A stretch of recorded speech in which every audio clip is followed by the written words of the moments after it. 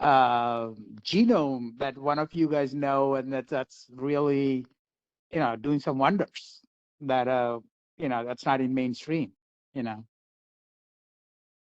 Yep.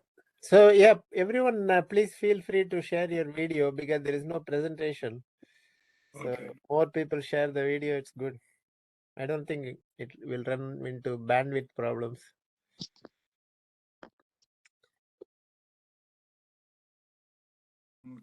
Okay, so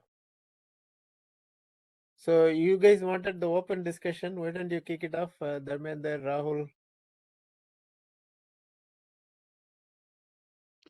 I mean, my thought was, um, the market probably is on the downturn for next probably month or two, maybe, right? And whether we think 6 months, whether we think 9 months, whether we think 2 months, but definitely uh, there are stocks or strategies that during the time that when they're dipping, if we can come up with some names that we are ready to pounce on, and thereby each person can pull the trigger at a different point. Maybe some people will pull in a month from now, some people will pull, will be lucky to pull when they're really at the, time it to be at the low end of it. But whatever, I think, probably we are in the bottom 20% right now. But either doesn't matter, even if you think it's going 50% down, but at some point the names will become important, right? So that each one of us will have certain stocks that we are eyeing, certain ETFs, certain mutual funds, certain strategies that we are eyeing. They become ripe at certain point. Again, each person will think differently when that time is right. But um, if there are some names that we all can incubate, again, it doesn't mean that all of us have to act on the same stock, but um, collective information, collective thought. Um, if we kind of maintain a Google Doc that each one of us will be throwing some names into it, I'm hoping I'll pick up one or two names from you guys that I haven't even thought of, right? And maybe there's a genome, maybe there's a, like you, Nari, maybe thinking cybersecurity. Like, look, everybody can say CrowdStrike, Zscaler, right? Yeah, I mean, those are all in the mainstream. But um, something that what somebody may know in their industry very, or that they're deeply following with some conviction. Um, I mean, I could throw some names. Okay, you probably. I'm thinking none of you guys heard this. All right. Um, there's a there's a uh, there's a very small uh, company, probably it has $400 million revenue, not even that, right? It's trades on Nasdaq, called Tattooed Chef. What they do is a plant-based frozen meals, and their claim to fame is they used to have probably 5 or 10 different packed uh, boxed foods that they've initially got Target to put them in. And Target in last, I want to say maybe like 6 months ago or maybe a year ago, gave them two frozen sections, two entire um, the cabinets for them. So they have the shelf space. The entire up and down. Okay, Okay. so they really grew into um, you know increasing the revenues from Target. Then it What became, is the ticker code? I'm not sure. It's a TTFF. Look for Tattooed Chef. Okay, Okay. and it's this. They come up with all vegan, plant food based, very interesting food that. So I actually looked at them when I was in Florida on some office related stuff. Mm-hmm. They started showing up in Publix. and 1,200 stores in Publix, which Oh, is like okay. a big Oh, yeah. supermarket. Publix is Okay, huge. huge. Okay, then they increase their line of how many different foods that they provide, and believe it or not, they now are in Kruger. They now are in Heb, which is big in Texas. They now recently in August got a 2,000 store Walmart fronting them. And they're going to carry about 10. Initially, they're carrying 10. So they actually did a store study in few markets. When it was selling pretty good, they now got them in 2,000 Walmart stores. Okay. Now, then I was curious to say, well, let me see if I even like the food or not. So I actually bought it the other day. And I generally don't like these kind of fad kind of places because if you remember, even Beyond Meat and Impossible Burgers, they were like going for $200 if you remember. They like really shot up, right? And McDonald's was going to do a limited market research, not I mean fronting Beyond Burgers, and Burger King is doing Impossible Burgers, but McDonald's was going to do Beyond. They just retracted. They're not going to go forward with that. Okay. So I thought, well, this could be another fad. So let me go and eat anyway. So I bought two of them just to see how they are. I'm telling you, they're really good. Okay. I mean, they're as good as like, Qdoba food or Chipotle food that you would go and get it. And in frozen section. And they got like, I think almost like a 28, 30 different products in them. Right now, this is only one example. Things like that, I'm sure they're sleepers that, again, this thing, doesn't do well. It's not, because it's still is in the incubation stage. They just have a warehouse that they recently got it and all that, right? And they're not doing that great. They're at the tail end of, I think they're teetering at 52-week low, all that. Yeah, it's But, definitely. right. But as risky as it may sound, if this were to be making into the, let's say, Google Doc that we probably will share, maybe one of us is going to be thinking, you know what, sounds risky, but maybe it's good for 10,000 for me. Yeah. Okay. So things like that. And I'm thinking each one of us have an idea like that. Or an exposure. Right? It's not an idea. Right. No, It's I an think that's exposure. a great idea. We can definitely I think you cannot just throw in ticker, you have to like how you explained, right? So Correct. maybe you should explain also why you think it's probably a good deal. Yeah, like a one or two. I'm thinking like a Yeah, one one or two cell. sentences. Yeah. Yeah. Like what Dharminder, is one of the the things with this talk, right, it's especially in this kind of industry, the margins are very razor thin correct? because that's very tight margins in the food or like the grocery kind of industry, right? So that's one of the Correct. key factors. You want to kind of choose like a higher margin, higher gross margin kind of thing. Correct. There you stand a better chance. Like, yeah, they're expanding coverage and kind of going across stores and stuff. But if you actually look at the financials, you would kind of see like, the loss and how much are they kind of increasing or decreasing is the gross margin or the operating margins, if they're kind of not where they're getting to. So Correct. that's one of the major factors. Right. Yeah. I mean, these things, again, it's very speculative, right?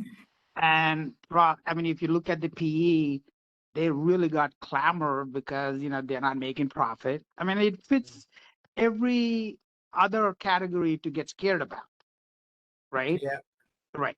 But if we want to allocate some portion of speculation, in other words, if you're going to go for ARK as one of the speculative stocks, this probably is up there, okay, in that realm. But if we, I'm a vegetarian, right? Now, it's kind of hard for me when I go outside. I travel a lot too, to get any any food that is healthy. And once you start eating outside for a couple of days in a week, you get bored. They're sitting in a restaurant every day, and you don't have time for that. And I would rather sit on a beach with in that 1 hour instead of sitting in a restaurant. Okay, if I have a time when I'm at work, when I travel. So these kind of you know um, foods are interesting. Um, so is and because they're plant-based, because they're vegan, this and that. I mean, is there a marketplace for that?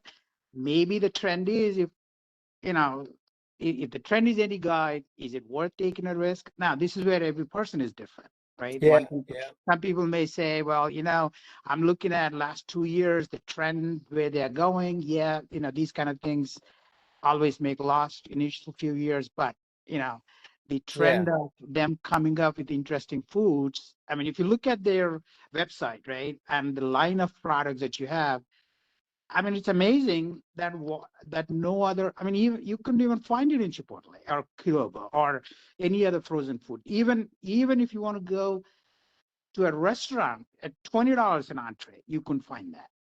It's a very interesting combination of foods they have. Now, God help them that they can make money and all that, and that's where speculation comes in. Instead of sinking in 250,000 on them, probably they're worth for 10,000 for somebody. I don't know. I'm just saying things like that. Every person Yeah, is. Dharmender, I've got a quick question. Sure. I'm just going from, let's say, what you were talking about to something say, in general. Uh, I mean, why would, for example, why would I choose an individual company? Because I am not equipped to do as much research as a professional company would do. For example, instead of investing in individual company, suppose I choose a couple of ARC funds as an example, Right. who invest in the same theme, and the management ratio is not very very high. 0.6% is perhaps something which you can pay to somebody who does a professional analysis, not somebody, a whole team. Correct. And the founder herself is supposed to be very good in financial analysis and all that. So why I'm just trying to it's a question for the whole group. Just trying to understand myself, should I choose individual companies like that, or go with these sort of funds? There are similar funds like that, org funds and other people who also do this type of investing, and put some money right there, because then you got not just one company, you got many companies. Of course, they also have, it's yeah. not completely that. They also build a certain amount of safeguard with some safer companies. So that is my general question. Yeah, I think I can definitely answer that, Govind. So my thoughts are, they both have their own place, right? So if you are really convinced about some company, right, and if it works out for you, like for example, Tesla and Amazon and Microsoft, if you bought it the right time, you got 100x, 200x, right, growth. So that sort of a growth, it is you are unlikely to get it in ETFs. So even when ARK funds, right? So it definitely grew, right? It had like 5x or 6x or something like that very quickly. But it's not any mixture of portfolio funds. It's not going to give you like 100x, right? So that is the advantage of some smaller company or some growth company or something you believe in. At the same time, you have the risk, right? You can lose the whole company. If you look at this tattooed chef, I just shared that screen, and it looks scary, right? It looks scary because it has already dropped to, it has lost 80% of its value. And if it is not financially stable, then you will lose the whole investment, right? So you have the risk and reward. So the risk reward of individual stock is much higher than if you have a ETF. So definitely you don't want to put everything in ETF, or you don't want to put everything in individual stocks. Probably you should have like most of your investment in safe in ETFs, and then take some portion of your portfolio and invest in individual stocks, right? So that way you have the coverage. Your most of your money is protected, so it's not going to go to zero. At least it might drop 50%, but it's not going to go to zero.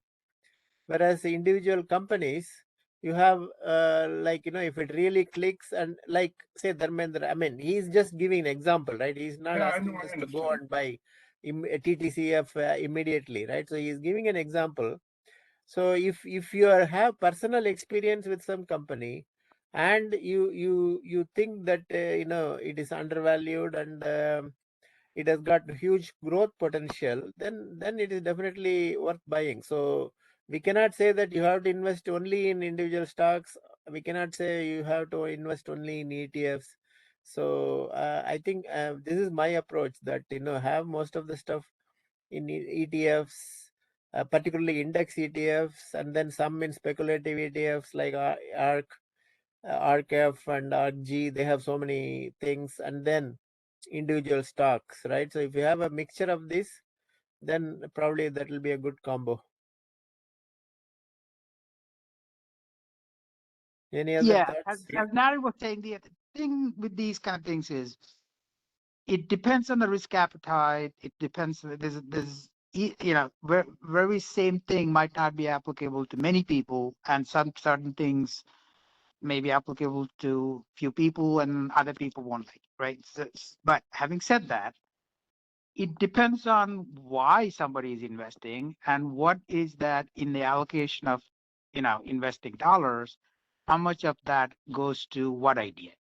In other words, if there's a portfolio that one is going for, you know, 30% allocated to risky items, you know, 30% allocated to move safer, 30, you know, some 10-20% allocated to bonds because you don't want them to go down, and at least you want the value. I mean, there's a each person has, it's like cooking. Each person has their own ingredients. Each person will come up with something, you know, that works for them. For many people, if they don't have time or inclination or interest, or, you know, any one of those reasons, including capability, um, you know, this is like playing with wildfire. I mean, you got to know what you're doing. You know, most of the time, uh, if you let somebody else make the decisions, and hopefully they make, you know, the decisions that are consumer, that are in line with your risk appetite, you know, it works out. Having said all that, the the ETFs or mutual funds, they eat away fees every year, right? So if there is a portion of a hold for a long, let's say 5 years, you're going to buy something and hold it for a long time. Typically, a good idea, again, these are deep thoughts, but is you literally probably want to have 5, no more than 10 stocks, and just hold it. And again, which stocks are those 5? It depends on each person, but but many books will say at the end of the day, it's 5 stocks that make you money. That's it. It's just 5 stocks. How do you end up with those 5 is anybody's guess. But you know, so again, these kind of things, because market is so down and some of these are deeply hurt, the conviction plays a major role into picking any of this. I mean, another example is PayPal, right? PayPal is down, what is it, 60-70%. I mean, you know, it's one of the top 10 subscribed by hedge funds, right? I mean, they hold, even now they hold it. Even I was looking at it a couple of days ago. It is one of the most subscribed equity holding by hedge funds, meaning they know what they're doing, hopefully, right? So now maybe that can make to the list for some of us to look at it and go, well, maybe I'll spend, 5,000 towards that. Because again, it's the same thing. It's a risky play. If you believe in what they do, it's not a bad stock to own. Yeah, yeah. So no, I think this is very good, Dharmender. So I think we will definitely try that idea of maintaining a Google Doc or something, and people can throw in their ideas. I mean, generally these things don't work out because everybody is busy and they don't want Yeah. to think. But we can try that definitely. But one thing I wanted to ask the people here is like, do people have like uh, um, some stock screening criteria that work for them, right? So how do you select stocks that you want to buy? I mean, ETFs, of course, is different, but I'm talking about individual stocks. How do people select stocks that you buy? So, Shankar, you This want is to take a this stab is at it?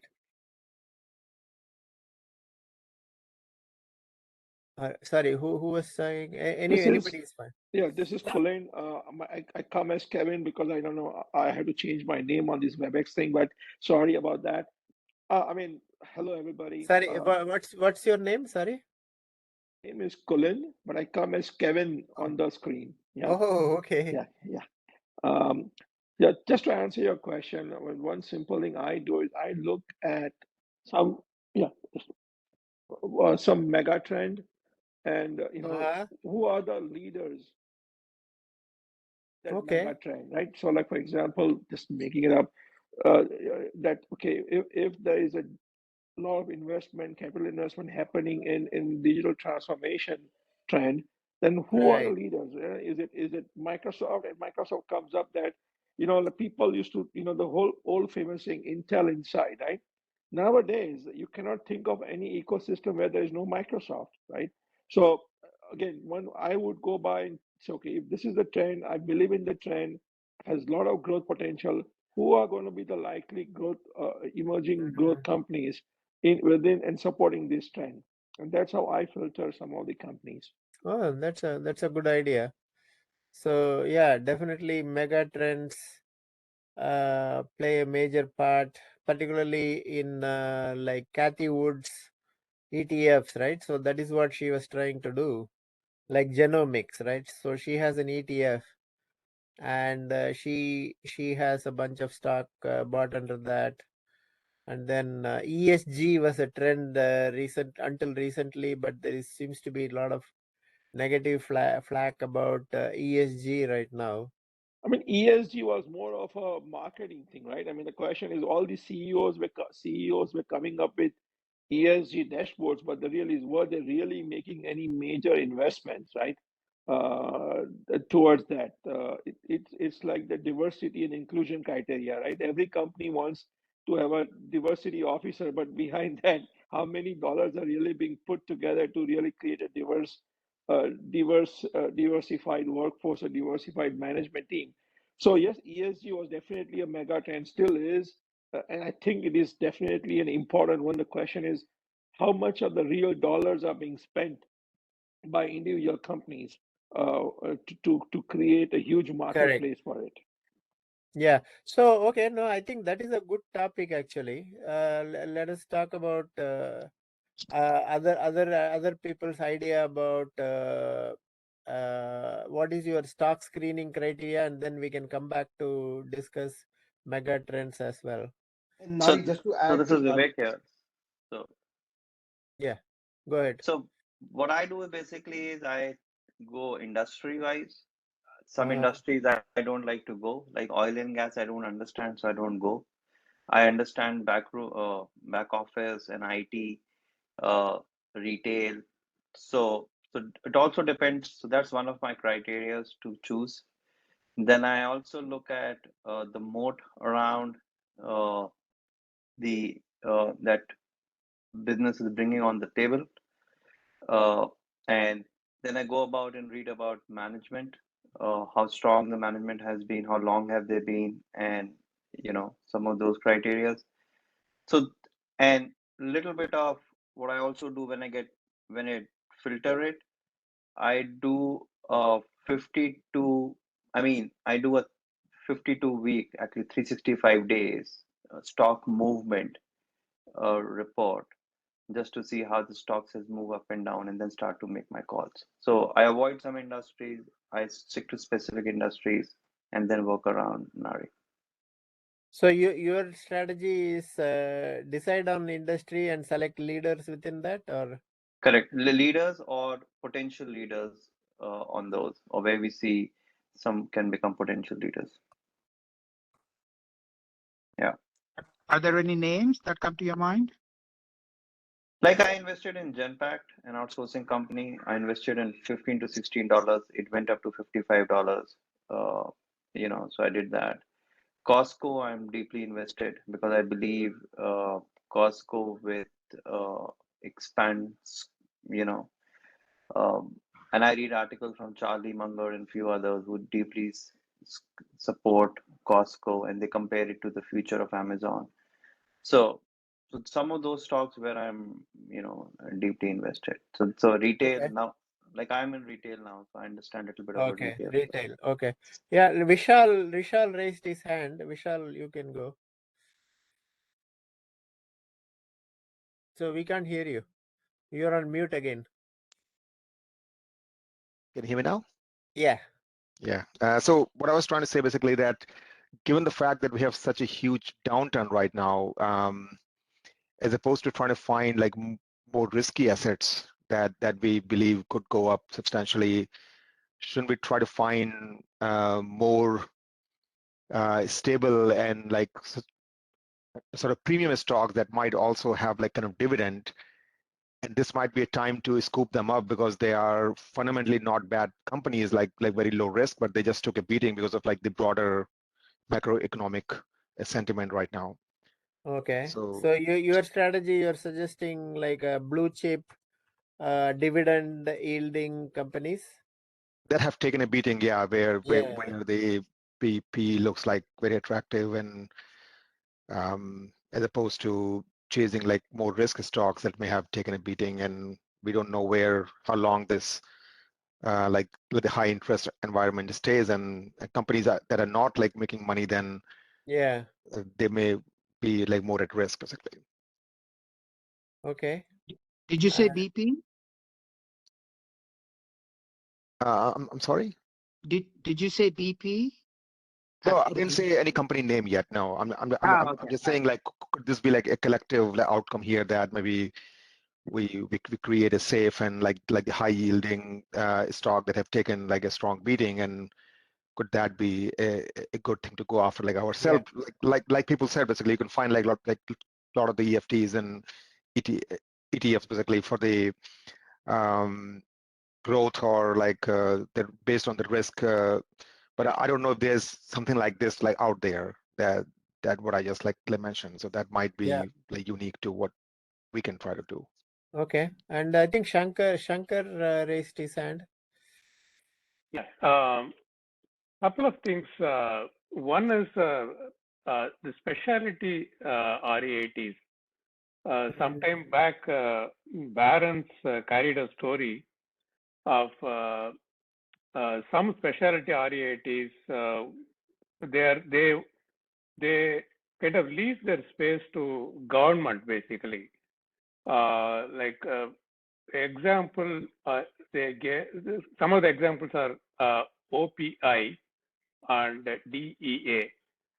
And even though like in the current conditions, what I think is they are going to give a steady yield, and because and also they're leasing to government. Even in current conditions, it might ensure future steady stream of payouts. That's one thing. So what about recession potential? Like if there is a deep recession, Mhm. right? what will be the impact on the specialty rights? Yeah, particularly I'm talking about those who specialty in the sense leasing to government. Okay, leasing to government. Okay. So the DEA and OPI, that example, both are leasing to government actually. So even What are in they? kind What of are they leasing? What are they leasing? this leasing the office space. Office space. Okay. Office space or real estate in general, I would say. Okay. Okay. No, that's a good idea. Govind, you next. Yeah, what I I was have going one to more. say was, I can. what is the, sorry, am I interrupting somebody? No. Okay. What is the objective of this particular, investment? Are you investing for the long term, or are you investing for that particular decision you want to make? Or is it going to be more like trading for short term, make a quick buck and get out? Get out means not in 1 month, not like a meme stock, but just take advantage of the situation, wait for the thing to go up and then get out of that particular stock in 2 years, right?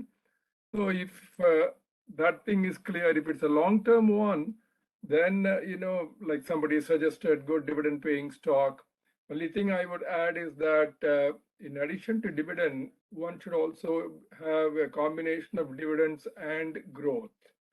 And otherwise, you may get a steady, say, 5% dividend, but that's not much of a growth now or later, which is one of the problems with some of the utility companies, not the ones which are in the renewable space, but pure utility companies where, their things are pretty steady, boring and all that. So you will get your steady dividend all the time, and but there's not much of a growth. So in an environment where if the interest rates go up, some of them may see a fall in value, like some of the REIT, which people mentioned. And so I would first think that, why are we investing? Short term, long term. If it's a long term, if you are a safe investor, go for a good dividend paying growth company. If you are not, if you want to take a little bit of risk, don't worry about the dividend, go for good growth companies. Like somebody said, talked about Microsoft, those type of companies. But if you are a really risk taker, like Dharmendra was suggesting, pick those companies which have fallen in value and where you think that there is a risk, but the risk is something which is worth taking.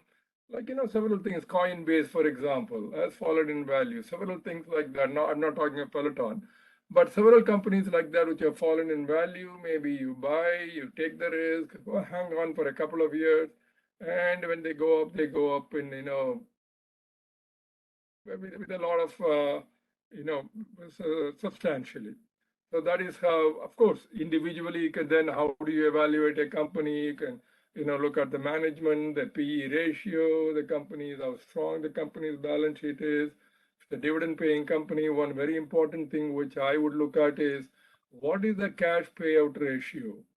If they make $10 and distribute all the $10, then compared to a company which makes say $10 and distributes only $6, so there is that margin of safety. So the dividend is sustainable in the future. Talking of dividend companies, for example, the material companies like Rio Tinto or Vale of Brazil, these are all in the resources. They pay 10% dividend today, but it's highly cyclical. And then 2 years down the road, they may pay only 5% dividend. And you may also see a fall in value. So whatever you make in dividend may go away in, or more than go away in a drop in share prices. So those are some of the considerations. Basically, management, as somebody mentioned, the cash flow ratio versus, the dividend payout ratio, what business you are in, and what's your competitors, what are the threats on the horizon for the particular company, like that. A few things like that. That's how I would look at it. Okay, very good. Shankar, you had another suggestion? Yeah, I think somebody mentioned about the trends within hedge funds who are putting in money. Some of the cases, like yesterday I was posting in the group as well. Micron, for example, it's one of the battered stocks that come down heavily, like close to 50% from the 52-week highs. We still have kind of big names as investors. So as I mentioned, like we do not know what is their 13th F filing is going to show for September 30th. But as of prior to September 30th, like people like Monish Pabrai and Seth Klarman, these guys have are betting on stocks like Micron. At times like this, it might be a good idea to ride on the coattails of known investors. That's one thing which we can definitely look at. And where to look for Whale Wisdom, Guru Focus. Guru Focus is a little bit annoying because every time they will prompt you to sign up for fee-based services. Whale Wisdom is there, Guru Focus is there. Both they keep publishing. What they will have is their the most recent 13F. That's all you will see. That's one thing we can definitely look. Maybe after you have zeroed in on some other stocks, you can look at like take 2 or 3 big names and then look at their 13F also. Okay, but what happens when they change? They might suddenly get rid of their whole bunch of portfolio, right? Will you have to keep tracking that, or they may not announce that they are getting rid of it? No. They're not going to announce it. See, the only thing is, generally, if you see the trend, the another thing to look at is, say, for Seth Klarman or I do not know, the Monish Pabrai's investment might be small. I don't know whether like this is published or not at all. Seth Klarman or somebody like Michael Burry, if they invest, like generally you see that in the past, they hold on to the investment for a longer period of time. Particularly the Tweedy Browns and Baupost of the world, they don't kind of make swing trades, take a position and then exit in 15 days or something like that, because they generally take a lot of time to do in research. And if you see that, like sometimes the Tweedy Browns letters might get public also. They give out a very detailed description on like what they have done, why they have chosen that particular stock. Usually like their holding period is longer, but again, like our own due diligence is needed. I'm not saying that you can rely just for screening only. Still, we have to do our due diligence, of course. Okay. Right. Is it possible, like, let's say, Shankar, let's say you are following them, you're deep into, being convinced that they are proficient in what they do. Following the thought, can it culminate and end up with some names coming out? Because at the end of the day, it's the names of the stocks, right? That you can trade on. That's it. It all needs to wash into that. That's the end point of our, effort. Because all thoughts are good. If, as you said, the REIT has a place too. If somebody's looking for a very stable 5% that pays out, there is a place for a 5% of somebody's portfolio. Because a well-balanced portfolio should have. What used to be allocated for bonds, they somehow bonds are no longer safe investments anymore. Maybe there's a portion for REITs for that. So every thought is a good thought, right? And nothing has to end up with 100% of investment has to go to one idea. So, so let's say we have 30 ideas or 20 ideas, and a person can come up with some kind of proportion that they feel comfortable, 5% here, 30% to something else, or Microsoft is another one. It's one of the highest subscribed, actually more than Apple. Microsoft is highest subscribed because that's how stable it is.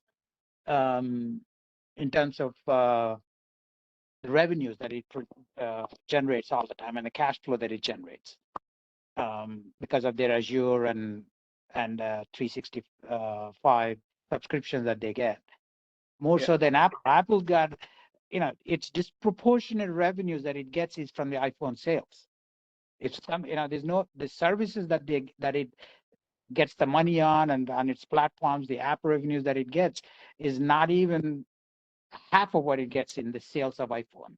Yeah. Yeah, Yeah. That is Rahul, true. Rahul, go ahead. Rahul, go ahead. I think he has been raising his hand for some time. So just a couple of points, Nadi. I agree with what Dharmendra said about like having uh, an Excel sheet or a tracking sheet where people can write their ideas.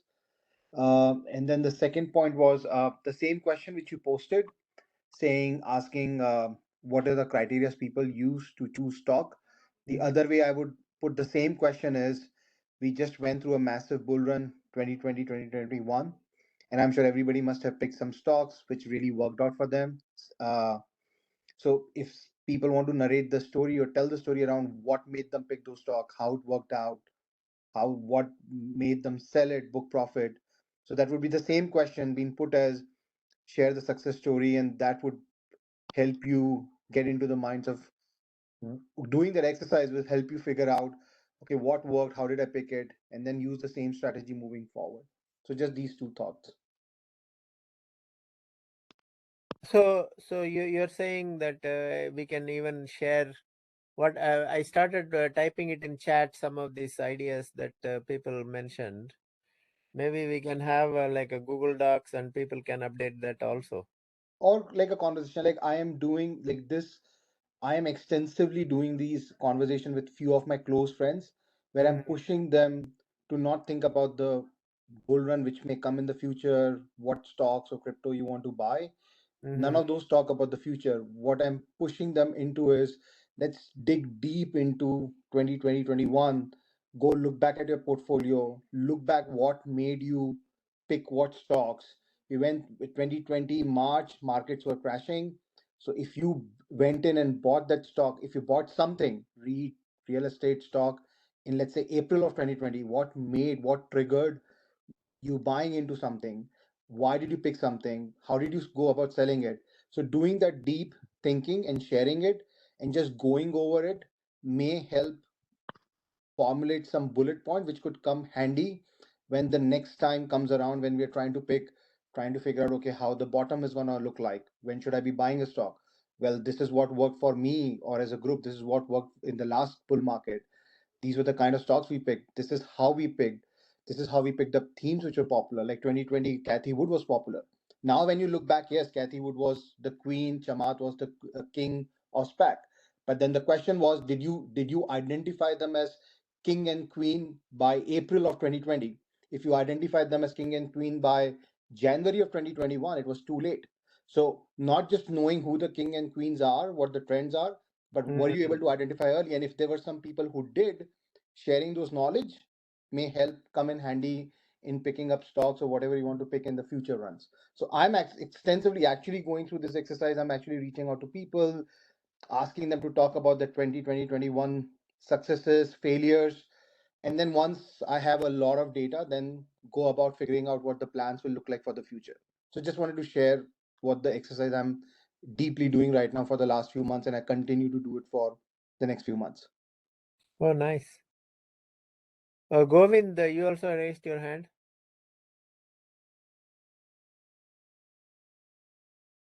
Is Govind there? Maybe he dropped off. Okay. Who else wants to share?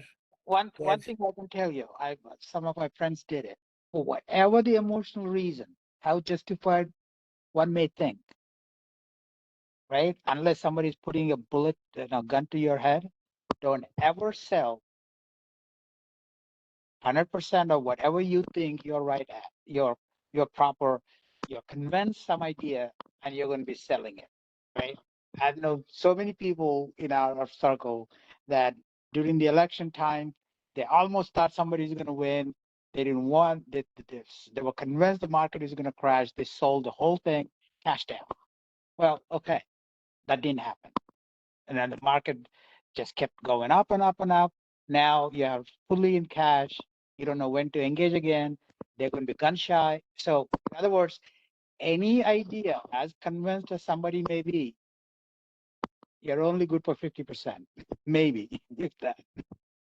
I Right. just had a different, so I mean, that's what makes, I think, investing fun. One Yeah, of the learnings which I've come out with is do the opposite of what you said, and maybe it worked. It is probably, it goes on from personality.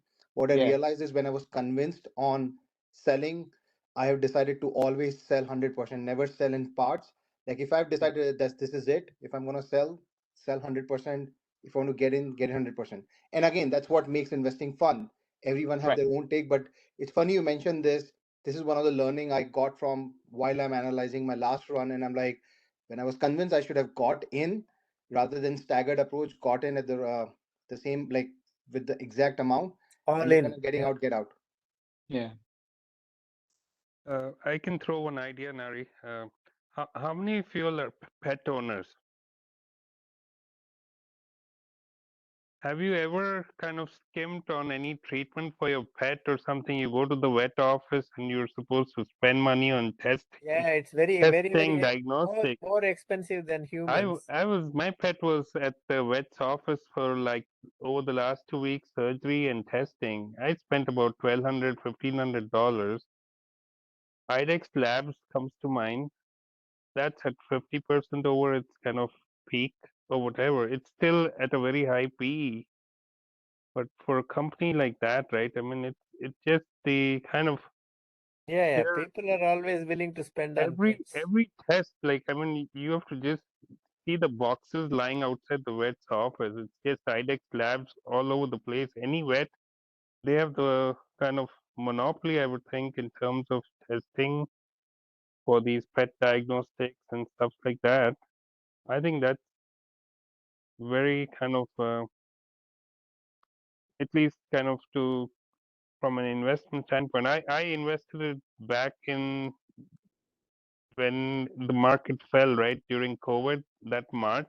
This was one of my picks. I'm still about 100% over where I bought it at, and it's fallen 100%. Like that's the kind of beauty of some of these stocks What where Yeah. name, Satpal? IDEX Labs, IDXX. I'm And writing if it you down. and if you want to play in that sector for pets, I think there's an ETF called I forget what it's called. It'll come to me, but it kind of has Chewy and all those kind of sector. Like it has all those kind of stocks built into that one ETF that kind of plays into that sector for pets. It might be pet only, if I'm not mistaken. I'll have to check it up.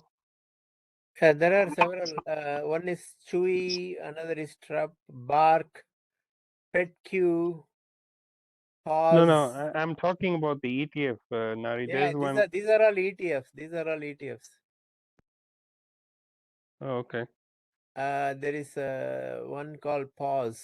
Yeah, PAWZ. pause. That's the one. PAWZ is Yeah. that has all these names in it. So if you want to Okay. kind of diversify and say, okay, I want to get into that sector in the pet industry. I mean, Chewy, like we get our food from Chewy, man. We don't even think about it. They keep increasing the Yeah, but price. what about recession? If there is a recession, then people may not want to pay for pets. You don't stop feeding your pets. They're like a family I know, now. but they may not adopt new pets. I think that that's a market that is growing substantially. Eh, Yeah. Actually, adoption may go up. More depression around recession. You want yeah. pets, In so fact, adoption may during go up. COVID, there was a substantial hike with pets and all. People were at Yeah. home and stuff. That might That be is because going everybody down. was home, right? Yeah, Everybody was home. Now nobody right. wants to be at home. Yeah, no, I think this is good. So I think maybe we can. So for future sessions like this has been really good. Instead of having a presentation, like coming up with discussions, I thought this is very valuable. Yeah, we don't have to prolong it too long, but 1 hour is good. But just seeking ideas. If we have like these discussion sessions, what will be good topics? One idea I was thinking of was maybe some mega trends, right? So that was the first point. Like we can discuss what are all the different mega trends in one of the meetings. Would that be useful? Sure. Yeah. Yeah. Yeah. Okay, but similar to that, are there any specific topics we want to discuss? I know this is open discussion, but it's always good to have like one overarching theme. Then, it makes the discussion more fruitful and people actually think in that. So, what are the other things we can be discussing in an open forum? Maybe sector specific. That might be one area. Which Lot of people are there from pharma industry. That sector specific. Okay, sector comparison. Yeah. Okay. What other ideas for targeted discussions?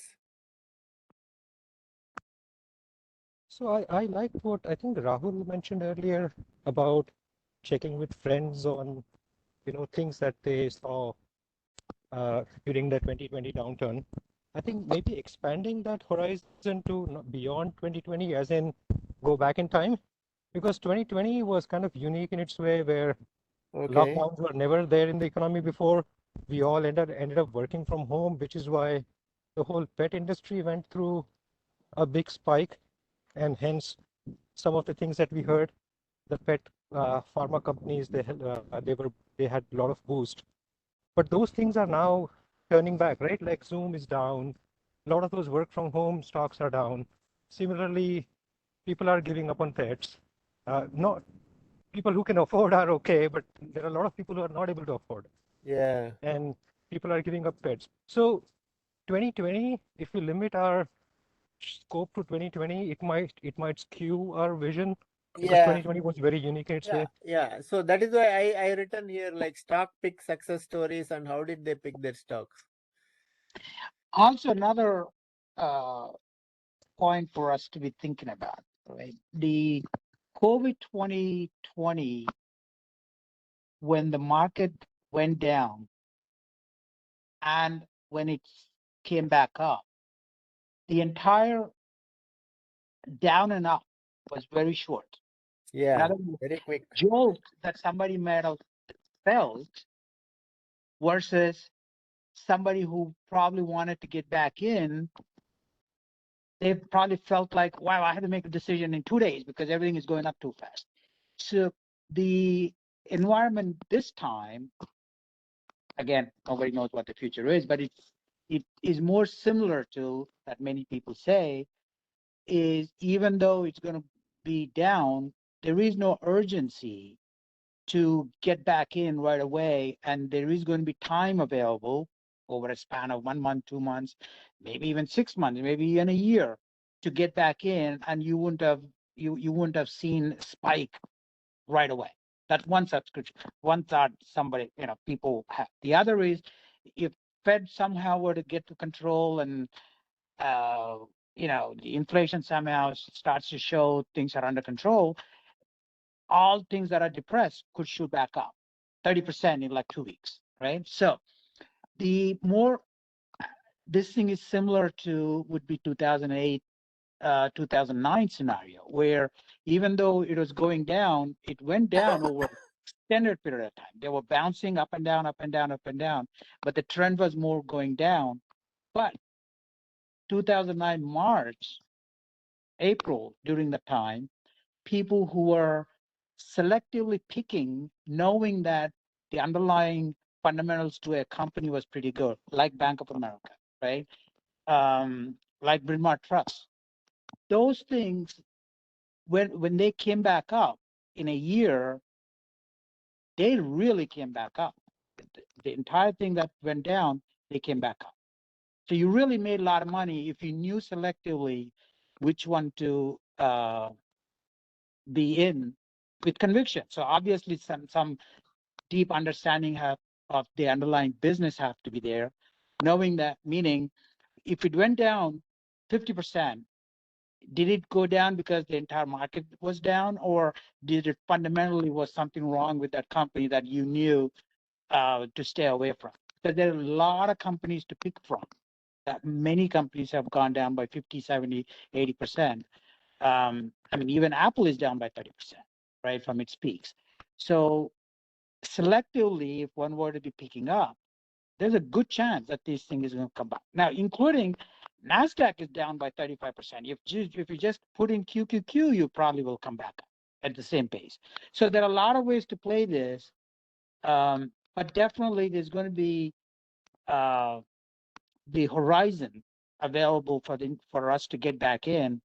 That's not going to be as steep as COVID time was, where the penalty of not engaging back in was a lot for many people. I mean, the market really went up by 30%, 40%, boom, boom, boom. But if you were not back in by by June, you missed out on pretty good rise. So that's, I think, is more similar to for us to open back up, not just 2000, not just 2020, the way Rahul was saying. I think it needs to go back to 2008.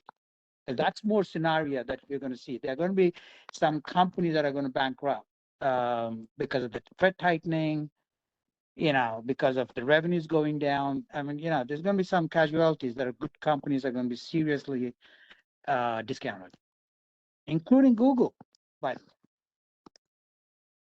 Yeah.